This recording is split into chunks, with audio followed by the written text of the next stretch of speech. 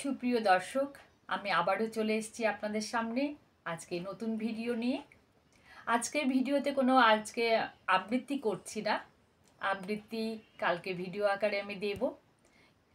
আগামীকাল যে আবৃত্তিটি করব, ওই আবৃত্তির বা কবিতার যা বিষয়বস্তু তাই আজকে আলোচনা করতে চলেছি।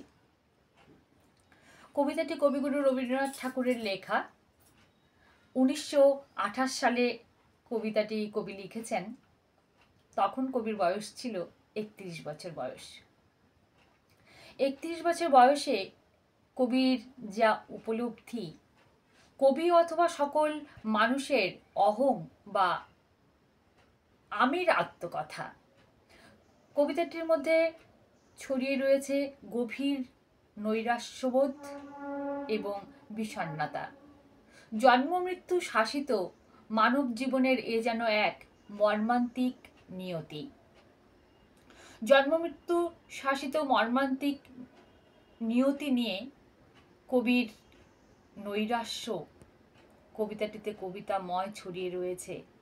আমাদের জীবনের, কর্মজীবনের বিভিন্ন ফসল আমরা আমাদের সংসার জীবনের নৌকায় যদি তুলে দিই, তাহলে আমাদের সংসার সেগুলোকে সাদরে গ্রহণ করে।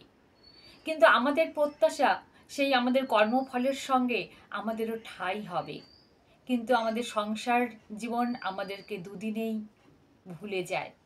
আমাদের কর্মফলকে, আমাদের ফসলকে তারা সাদরে গ্রহণ করে ঠিকই, তার সঙ্গে আমাদের কোনো ঠাঁই হয় না। এই বিষণ্ণতা নিয়েই ছড়িয়ে রয়েছে পুরো কবিতাটি। তো আপনারা লাইক করুন, কমেন্ট করুন আমি আগামীকাল কি কবিতা আবৃত্তি করতে চলেছি।